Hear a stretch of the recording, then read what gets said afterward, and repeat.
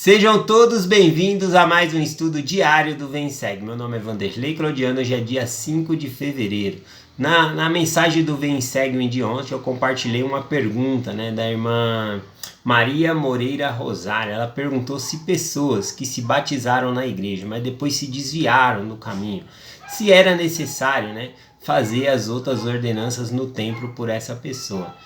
Ontem eu respondi essa pergunta dizendo que sim, que nós devemos dar continuidade nas ordenanças pelas pessoas.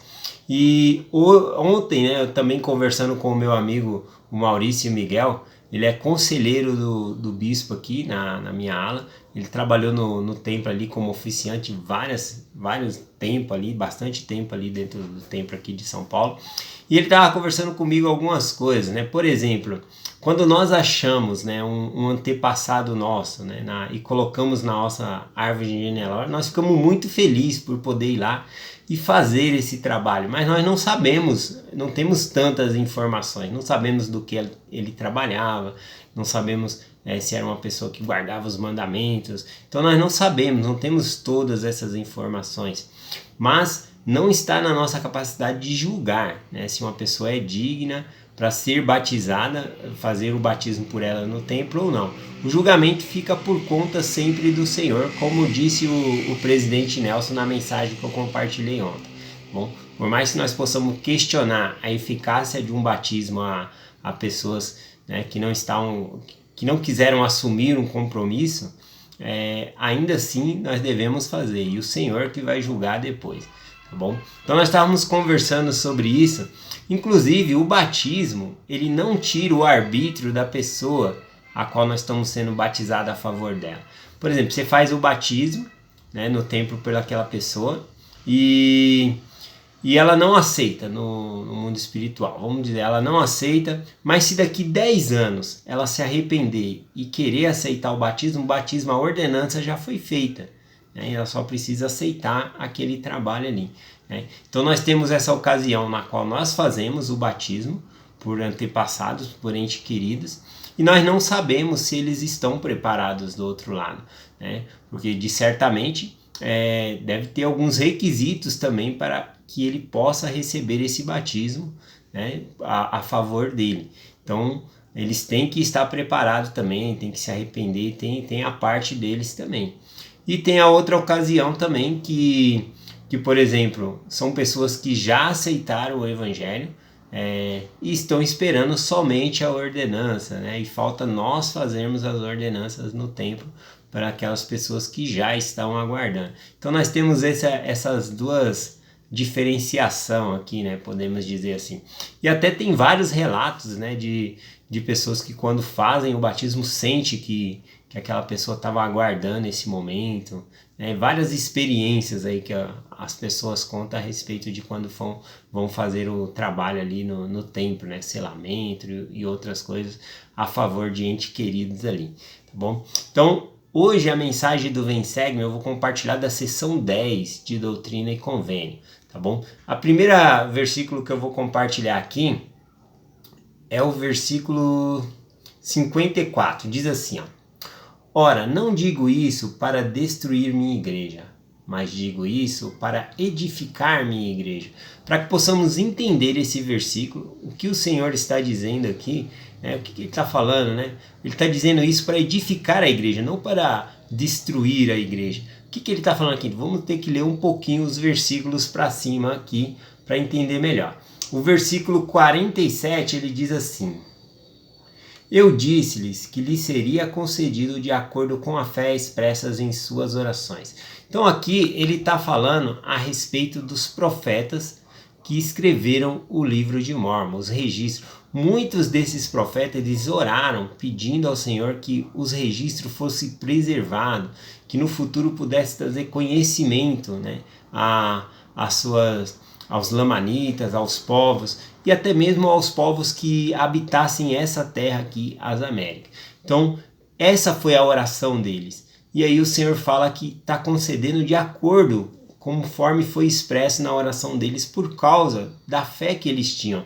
Olha aqui no versículo 52, diz assim, E agora eis que, de acordo com a fé expressa em suas orações, levarei essa parte do meu evangelho ao conhecimento de meu povo.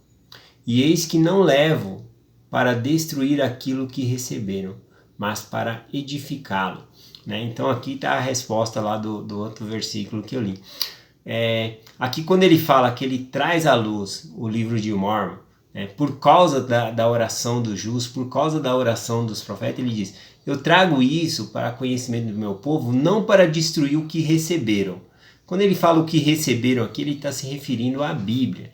Tá bom? Então o livro de Mórmon ele veio à luz não para destruir a Bíblia, mas conforme diz o versículo aqui, para edificá-la.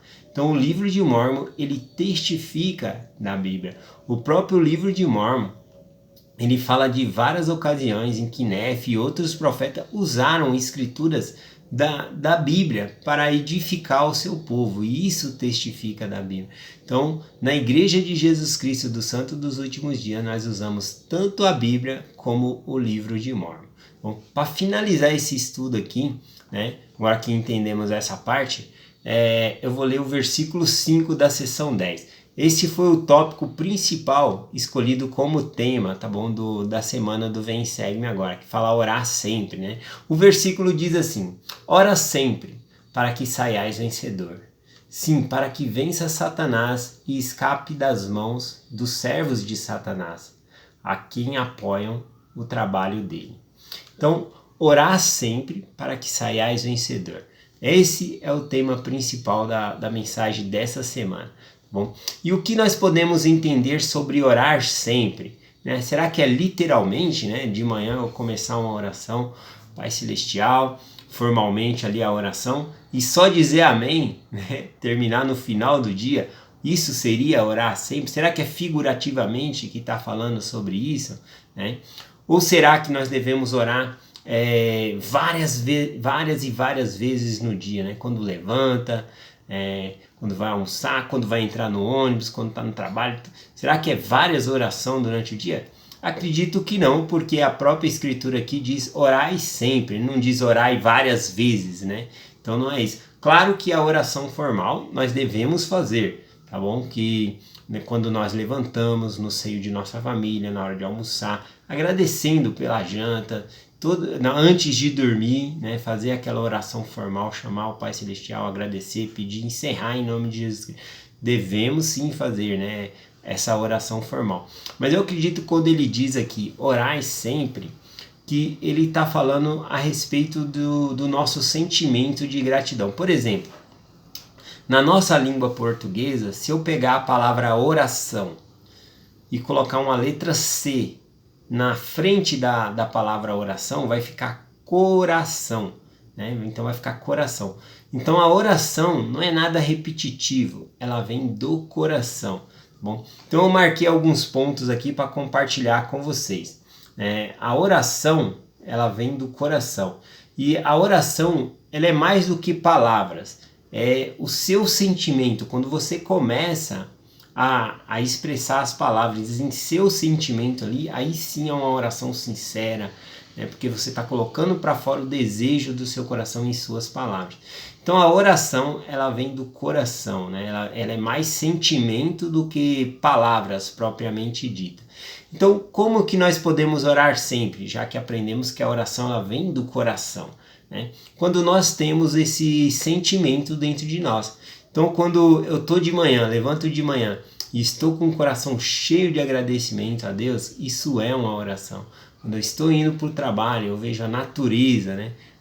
E sou grato pelas criações que Deus... Isso é uma oração que nós fazemos a Deus. Então, sentir felicidade, paz, atribuir tudo isso ao Evangelho, ao que Deus ele nos dá, a proteção que Ele nos dá, isso é uma oração. Se você tem esse sentimento, você está orando sempre, tá bom? E com esse orar sempre que você vai sair vencedor. Aliás, são pensamentos positivos, né, que vai ajudar com que coisas aconteçam em sua vida, tá bom? Então é muito bom essa parte aqui que fala de orar sempre. A outra parte aqui que eu separei fala sobre Doutrina e Convênio, seção 25, versículo 12, falando sobre hino, tá bom? Lá diz assim, ó: porque minha alma se deleita com o canto do coração. Sim, O canto do justo é uma prece a mim, e será respondida com uma bênção sobre sua cabeça. Então o próprio hino que nós cantamos, um louvor durante o dia ali, isso serve como uma oração, isso é orar sempre, né? Ter esse sentimento dentro de nós. Então, o próprio cantar hino, o Senhor já falou aqui que é uma prece a Ele, é como se fosse uma oração e Ele recebe. Então, essa parte para mim, quando diz, né, orar sempre para que saiai vencedor, para mim é ter o sentimento no coração, ter esse sentimento sempre de felicidade, de gratidão, de amor pelo plano do Pai Celestial, amor a Jesus Cristo, pelo sacrifício que Ele fez por nós. Então, se nós pensarmos dessa maneira, é sim possível que nós possamos conseguir orar sempre, né? Então, devemos sim fazer as orações formais, e temos que fazer, mas também ter esse orar sempre da maneira do nosso coração, por meio do nosso sentimento, tá bom? Então é isso que eu entendi nessa escritura aqui, e eu deixo essa mensagem com vocês, em nome de Jesus Cristo, amém. Até amanhã.